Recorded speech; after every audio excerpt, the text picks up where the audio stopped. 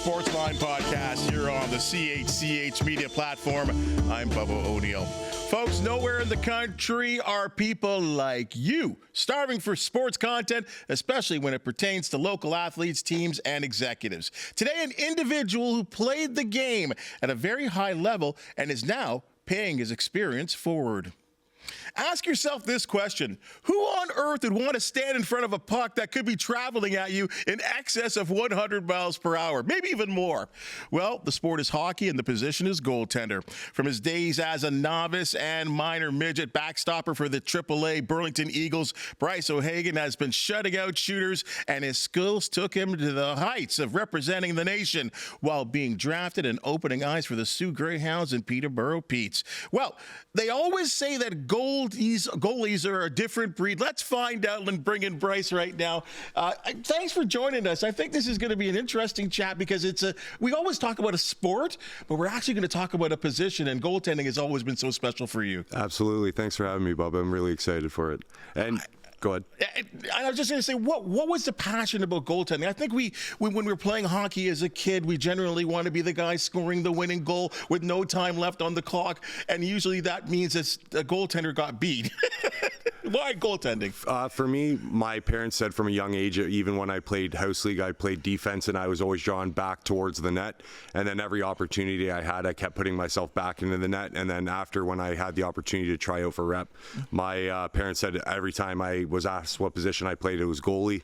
So they didn't really have a choice by the end of that. Well, in your time, and we always, especially at that age, we have a guy. There's a guy. I don't know. For me, I never played net on ice, but I'm fascinated about it. And of course, I just marveled at Dominik Hasek and what he did, and the fact that, I don't know, as you would probably tell me, his style was no style. Yeah. Who was your guy? For me, it was Curtis Joseph for sure. Watching the Leafs games with my parents and cheering them on, and watching him in his pads, loving all of his gear, his helmet, how important in the NHL history it is, right? The Cujo mask was such a big visual for kids, right? Mm-hmm. We all wanted to wear that mask at one point. Did you draw one up and put it on? Absolutely, yeah. We all kind of did that with the street hockey days, and I always think about this too as a goaltender. And I talked about the puck coming at that pace, and maybe at that age, maybe not 60 miles, 100 miles per hour, but getting close to as you get on in age. Can you tell me how you break that fear at that young age of a puck coming in high, even some of those hard wristers?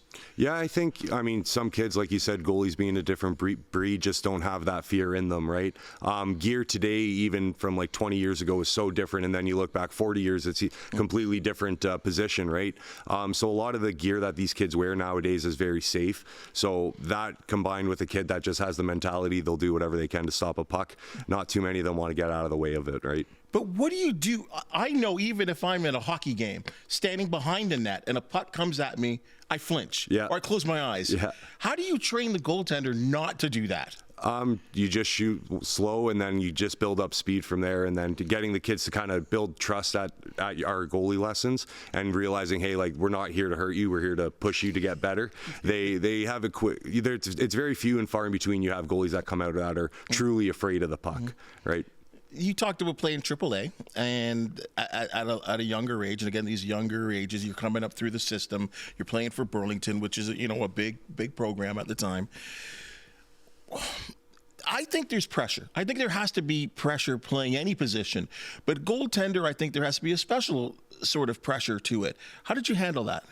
I say to kids all the time that even though you're a part of a team, you're almost on your own little island, which is a good thing in the sense of you're able to kind of separate yourself between wins and losses. If you show up, you give your team a chance to win, you recognize you do your job. At the end of the day, you can't score goals. So understanding you signed up to stop pucks and recognizing that you have a great opportunity to show up for your team, right? And I think a lot of kids, it's just the way you look at it and how you perceive it. It's not I have to play a game, it's I get to play a game, right? But what about the personal experience for you even as a child? And I'm sure that's what you're teaching your kids right now and building them up that way.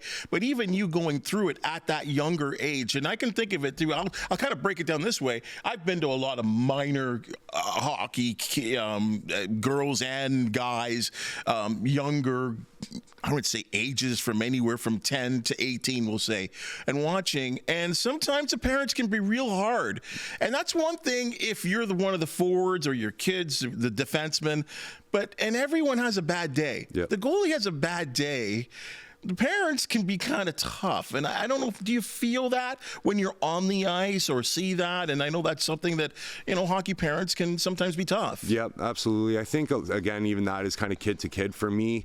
I was very good at being able to focus on what's kind of in front of me and being on the ice, and my job's to stop the puck. Mm-hmm. But for sure, like kid to kid, you'll see them look up into the stands and see how their parents or parents around are reacting towards them. The higher the level, the stronger these kids' mentality at being able to block it out. But I know for me, it was just one of those things that you got completely used to, and that it's more or less you're blocking out the outside noise and just trying to focus on doing your job. When did you know you were good? I think probably around 14, 15 was when I was like, oh, I can actually turn this into something bigger than what I ever thought. And I was a pretty naive kid growing up. I didn't even really know what the OHL was until I was about 14, 15. And then when I found out, I realized I was like, that's what I want to do. Mm-hmm. And when I realized and heard about the draft, I was like, I want to be the first goalie drafted. And just having that drive of being like, no matter what I do, what league I go into, having the goal of trying to push myself to be the best, mm-hmm. It was never a question. It was always just, that's what I'm driven to do. Mm-hmm. When I talk to kids from the old Hamilton Bulldogs, Brantford Bulldogs, you were drafted by the Sioux Greyhounds and played with the Peterborough Petes in the tail end of your junior career. What's that like being away from home as a junior hockey player? It was tough. I moved out, like growing up in Burlington and playing up in Sault Ste. Marie. That's an 8-hour drive, and I made the team as a 15-year-old. And I always kind of joke around, like my parents, none of us brought up like clothes for me to stay up there for more than training camp because we didn't really think they were going to pick a 15-year-old. And then I went out to camp and I played well. And then the moment when like mom and dad drive away from you and you're in your billet house and you realize, oh, they're not coming back, like I'm here. And it becomes, we talk about like the business of hockey. Like for me, it became a job, and there's definitely times where you miss home and you realize how tough that can be, but you're so focused on what you're doing that it's hard to, again, even just realize that you do miss home because you're there for what you're for a job, right? Like you're on the ice between working out on the ice, you're there at the rink for 6-7 hours a lot of the time. So it's not like you have time to really recognize anything you're missing, right? But you get the opportunity to represent the nation and put that Team Canada jersey on. And I've heard this from several players, even in different sports. I don't care if it's under 15 or the senior team. Anytime you get to wear the maple leaf, that it's something special. Is it that true? Absolutely. I know for my camp, for the team that I made the first time, it was in U18. It was for the Ivan Halinka tournament, and we played in Piastany, Slovakia. But the camp was in Calgary, and my dad came out to watch the camp, and I was one of 4 goalies chosen to go out, and one kid, the only goalie from Ontario. And just at the end of the camp, like they're telling you if you're making it or not, and just having that moment of being like, I know I played so well, I made this team. And that feeling when they announced that, hey, you're a part of this team, was definitely like one of the best moments of my life. And then even I was talking to one of my goalies last night where I said, when at the time I thought it was going to be a moment in my career, going on to the NHL and everything further, and I look back and I realized that was probably the biggest moment of my career, right? And it was a great feeling, and being able to travel with the team, and you're wearing a Canada jersey, you're wearing all the Canada swag everywhere you go. It's definitely a proud moment for sure. It's got to be pretty good instead of being in the orange school buses. Yeah, absolutely. You got treated on a national level, and like, mistake me here, I got some names here that I think might have been on your team, like Ryan O'Reilly, Cassian, Goodbranson, and you're playing against guys like Tarasenko. Whoa. Yeah. Like, and now you see those guys and where they went on to, and you're saying to yourself, I know how to stop you. I know how to deal with you. That's got to be awesome feeling. For sure. And then you look back, even like a guy like Ryan O'Reilly, like the work and drive that he had. Like, we would have a game at 7 p.m. and he would be at the rink at 2 p.m. stick handling and doing a workout before all prior. Like, it's no surprise why these guys made it to the level they did in the drive and NHL capacity that they did, just because of the sheer dominance and workforce that they had day in, day out. So you do some really special things that so many people never get to that level of representing your country, playing AAA at the young level, playing CIS, playing for the Ontario Hockey League. And then there are decisions that have to be made about where you're doing, where your career's going. And when you came to that moment, can you explain to me what your decision process was? For me, it was when I was playing youth sports at Ontario Tech, and it was just, I recognized that I lost the love for it, right? Where going to the rink wasn't fun anymore, and I kept asking myself, what am I doing this? Like, what is my end goal? Like, goals and being focused on what I'm trying to accomplish is always being a big thing. And at that point, hockey became like a murky aspect in my life, and I couldn't see the forest through the trees and understanding where I wanted to go. And every Tuesday we would have a 6 a.m. practice for 2 hours, and the big moment for me when I realized that I didn't want to do it anymore was when every time we'd step on the ice at 6 a.m. I'd tell the team, I'm not going down for the first hour. I don't want to get hit by the puck right now. And that's where I just realized, like, I don't love this anymore. And a big aspect is, I look back, I wish I had someone kind of help me navigate that kind of a bit more and be like, hey, this is what you can do, this is the path you can take. And I never really had that guy when I got into like the junior levels, a good role model to be able to help navigate and just more or less bounce questions off of. Right, a lot of the times I felt like I was trying to figure it out on my own, which, I mean, a lot of guys in the hockey world, I'm sure they feel like that as well. So that was a big part of just I lost a lot of love for it and just felt lost in what I was trying to do. Was it politics? Or was it just you personally? I think it was just more or less me personally, just again losing a love for it and just kind of realizing, like, where am I supposed to go from this, right? Okay. Like, it felt like the NHL was an impossible dream at that point, and even looking at going to Europe, I had to choose between using my OHL scholarship money and taking a contract over in Europe. And at that point, I was like, I'm not going to the NHL. I'm not going to save enough money if I do go over to Europe, because I know I'm going to go spend it all. So I was like, at this point, I'm just going to go to school and try to focus on my future. And even at that point, I had no idea what I loved aside from hockey. So when I tried to go to school, I went to school for 4 different things just because the OHL was covering my money, covering my scholarship. And I couldn't figure out what I wanted to do, and that's honestly why I became a coach. Was I tried all these different things that I thought I loved or thought I would love, and then I fell back into hockey and had like a aha moment of, oh my God, this is what you do truly love. And that's amazing to me, that even though one part of the sport you were done with, you'd had enough with, but yet there was still part of the sport that still had its calling. It was just a different job now. Yeah. And that you're rubbing off all of that experience, all those amazing saves, the goals that led in, the wins, the losses, all of it now ties into a different type of teaching. But not everyone's a teacher. I think of some of the greatest players in the game of any sport, and some of them are pretty lousy coaches. What made you think that I can translate all my experience to much younger kids? For me, I just recognized that, like, when I played hockey, everything was in a rush. Like, I was like, I'm going to be again, how I said, try to be the best as fast as I can and go to the highest levels and all that kind of stuff. So when I became a coach, I took the opposite mindset of being like, I'm going to take my time in development. I'm not going to go try to coach junior goalies right away. I was like, I'm going to break this down from the youngest of ages. So I started with basically 7-year-olds, 7 and 8-year-olds, and I just took my time working with them and understanding how can I articulate my thought process to them, and made sure I, again, just more or less took time to make sure that they fully understand, and just being able to see the game from a different light and a different mindset from when I played. And I always say to people, like, the 2008 born kids were the kids that I more or less grew up with. They were 7, 8 years old, and they don't have the same coach now then versus who I was back then, right? Like, I've grown so much, and just being able to take the game and view the game in such a different light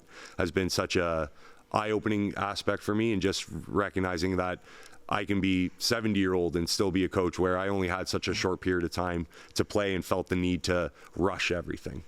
So in essence, you're telling me that even though you played at some of the highest levels possible, you were still learning about the sport and the actual act of being a goaltender. Absolutely. Like I think like a lot of people say, like hindsight. With hindsight, I look back and I wish I had the mindset now than when I played. Right, just recognizing that not every goal you let in is the biggest failure in your life, and just the pressure that you put in, day out, and having someone again to bounce things off of, and have someone in your corner to be able to discuss the emotional, mental side of the game just as much as the physical aspect of it.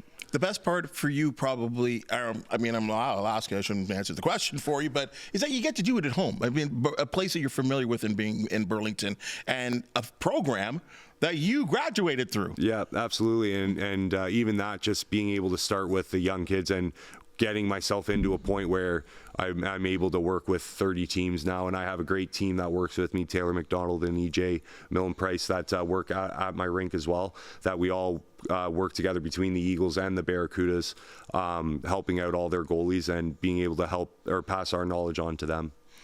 What about, and I'm seeing this is because it's getting so big, this PWHL. Is there an option for you to look at the female goaltenders too? For sure. We've had some pros come through our rink, and that's all because of EJ. And I think she was the first person that I hired, and I grew up with only sisters, so I recognize how important it was to have a female role model, and she's done a phenomenal job bringing up the confidence of young girls. Because I always say to the girls as they get older, there's going to be an aspect of being a girl goalie that I'll never be able to understand. I don't know what the dressing room is like. I don't know what like going to high school is like as a girl goalie. So EJ's able to, she's lived it, she's done it. So her being able to pass her knowledge on, not just only as a goalie, but also as a human, is such a big aspect. What about is there some type of certification that you needed to go through? And obviously, I mean, again, because of your experience, you could list down all these things that you've done, and then someone who's maybe wants their child to be taught to someone. But how do you prove to them that, you know what, yeah, I've got your back, I've got your kids' back, and I'm going to teach them? Hockey Canada does have a few certificates that you can take to become certified as a coach, but a big thing like in this is just more or less word of mouth, right? You go out, you do a lesson with a kid, and the parents and that goalie start to believe in you, and then they pass that along. And it went kind of no further for me, where within my first year as a goalie coach, I had 10 full-time clients. Then by the end of my first season, I was working with over 100 different kids within a month. So it grew very quick, and having my facility that I do at Power Play in Burlington is a big aspect. Just the fact that I can sit at my rink and kids just come in one after another for lessons. So, but being able to have the knowledge, but also just knowing that, like you said, that you're there for those kids and those parents, and being able to answer questions that they may have about anything. If you had to describe yourself as a goaltender, what style would you say that you were all about? A poor man's Carey Price. Okay. Okay. So that means you relied on the butterfly a little bit. Yeah, absolutely. Right? Yeah, a lot of focusing on positioning, trying not to scramble too much, being just big and in control with my movement. So then, when you teach the kids, and one is a left-handed catcher, a right-handed catch, or they're more of a flopper, they're more of a stand-up type, how do you envelop your skills into the individuality of each kid?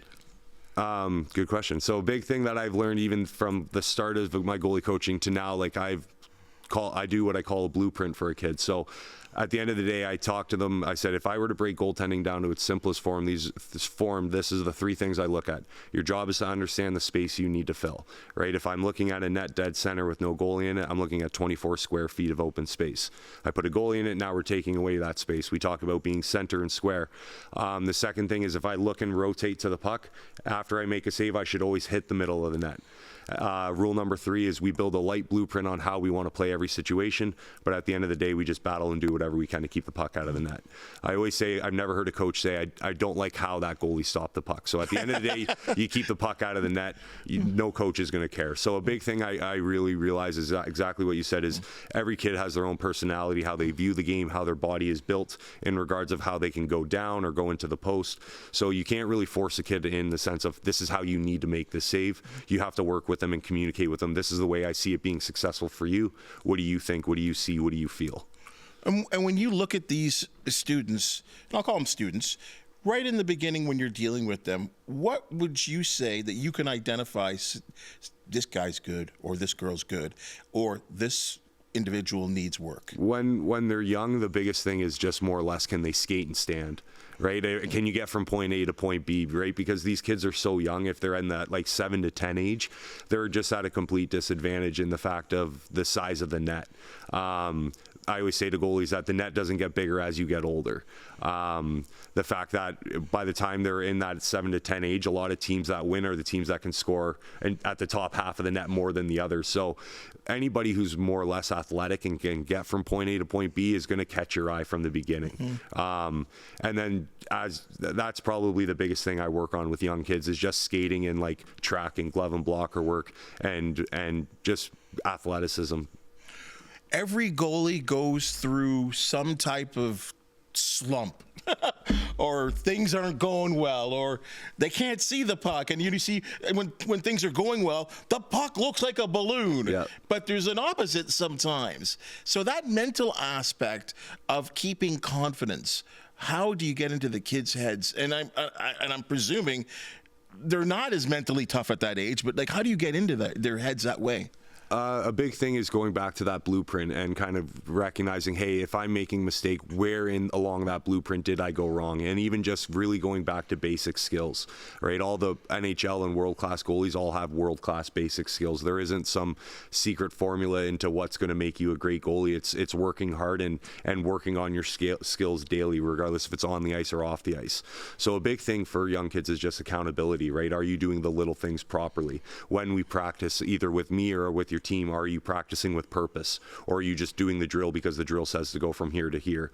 And a lot of the kids that are able to kind of get out of that funk or snap out of it are kids that really trust themselves in going back to basics and recognizing these are the skills that make me a strong goalie, and recognizing that, just like you said, it's up and down and it's not forever, right? You don't need to carry these goals like the weight of the world day in, day out.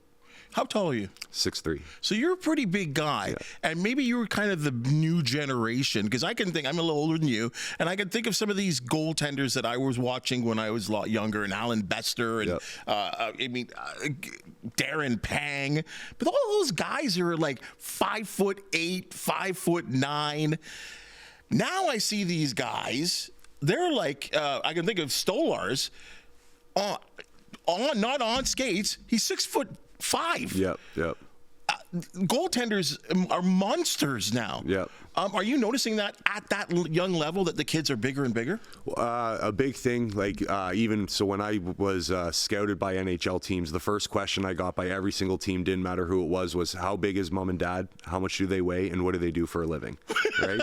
So even today, like when we're talking to minor hockey teams and minor hockey goalies, like that's one of the first couple questions I get from coaches is how big is mom and dad, right? So people believe, and for obvious reasons, if you're bigger, you're going to fill more space. I know lots of young goalies that aren't the biggest that have incredible skating ability. They have great spatial awareness and understanding the space they need to fill.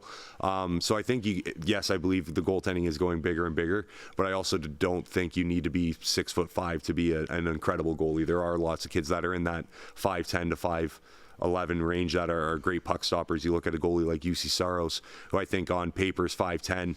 He's one of the best goalies in the NHL. His skating ability, his tracking is world class, right? So yes, they're getting bigger, but they're still young small goalies that can really stop a puck.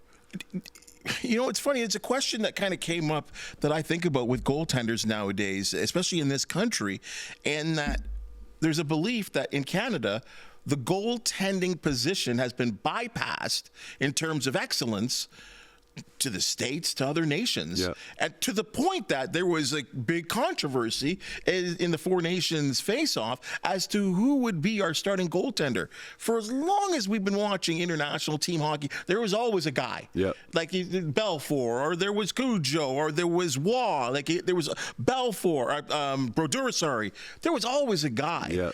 Are you confident that goaltending, the goaltending position is still doing okay in this country? I think for sure we're doing well, but I think it's little things like how I was mentioning about the net sizes, right? Like a lot of kids, what's his name? Steve Valiquette from the New York Rangers. He was talking about on the Fan 590, and I was listening. He was talking about how he coaches goalies that are 14 years old, and it's very hard to coach goalies that are becoming into a man's body. They're becoming 6'1", and teaching them and understanding how to receive a puck versus sliding into saves, right? For a lot of these young, small goalies, they have to slide into shots just because they're not big enough. So once they get into they're getting bigger, and now we have to get them to understand you're in position, you just need a butterfly and try to make a save.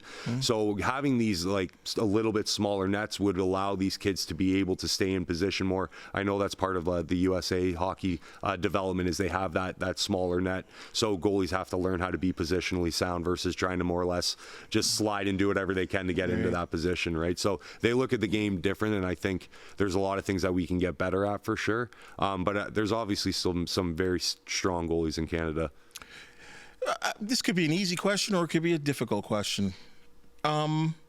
Are you finding the rewards in what you're doing? Are you happy with what you're doing? Absolutely. And I always say that, even going back to the thought process of have to versus I get to, it's I never have to be a goalie coach, it's I get to be a goalie coach, because I know I wouldn't be able to survive sitting in an office or working construction day in, day out. Like being able to be on the ice, shooting pucks with kids and having fun and more or less being a kid day in, day out.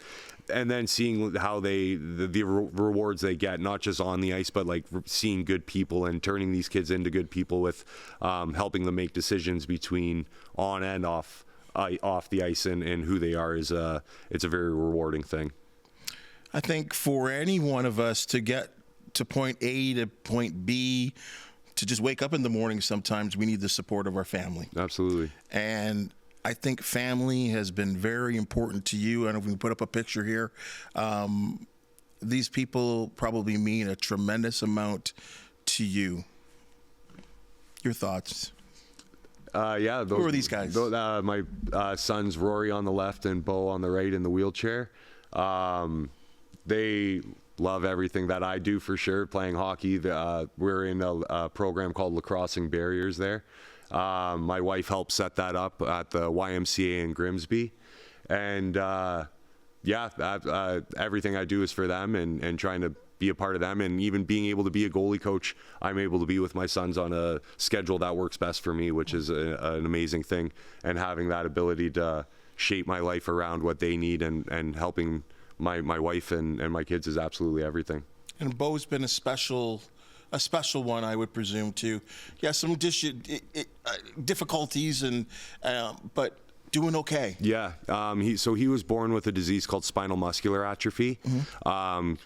We noticed he was born September 26, 2019, so COVID wasn't too far after that. So getting into the hospital was something that was really tough just because of everything that was going on.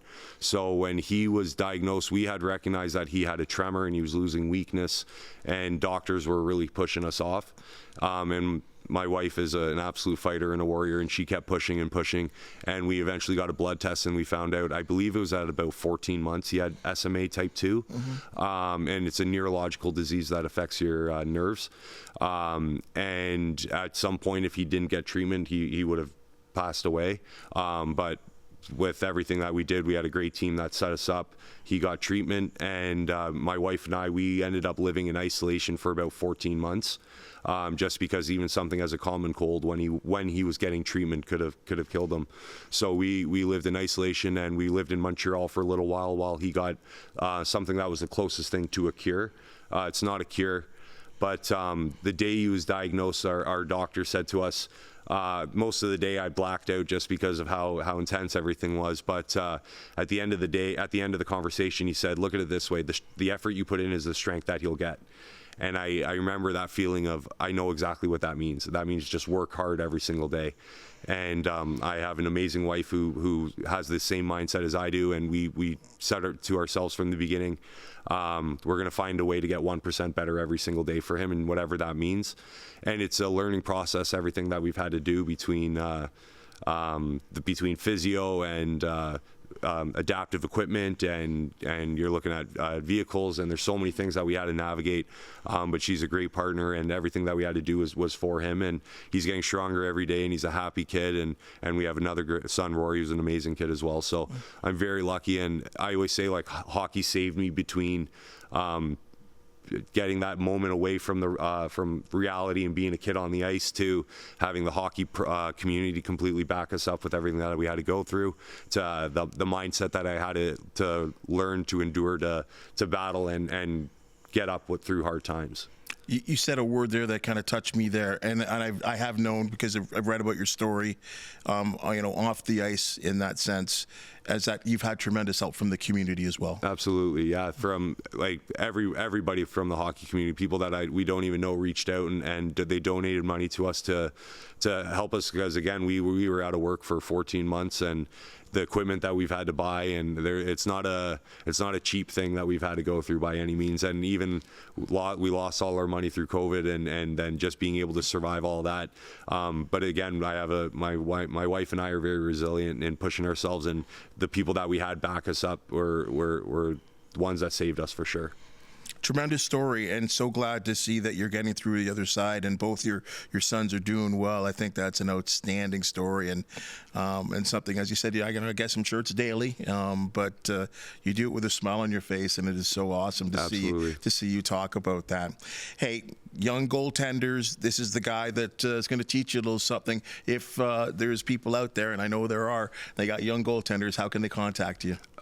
They can. Our website is powerplayhockey.ca, and my email is bryce@ohagangoaltending.com. Bryce, it's been a pleasure. Thank you very much for your time. I appreciate it. Thanks for joining us. Okay. Folks, as you just seen and heard, we love talking sports with people who are making a difference on the local, provincial, and national scene. If you do know of an athlete, team, or event to promote, the Sportsline Podcast want you. Contact me and all of us on many of our CHCH media platforms, and let's have a chat. Please hit the thumbs up, like, and subscribe button, because we do need your feedback. For the outstanding minds and hands that make the Sportsline Podcast possible, thank you so very much. We'll see you tomorrow.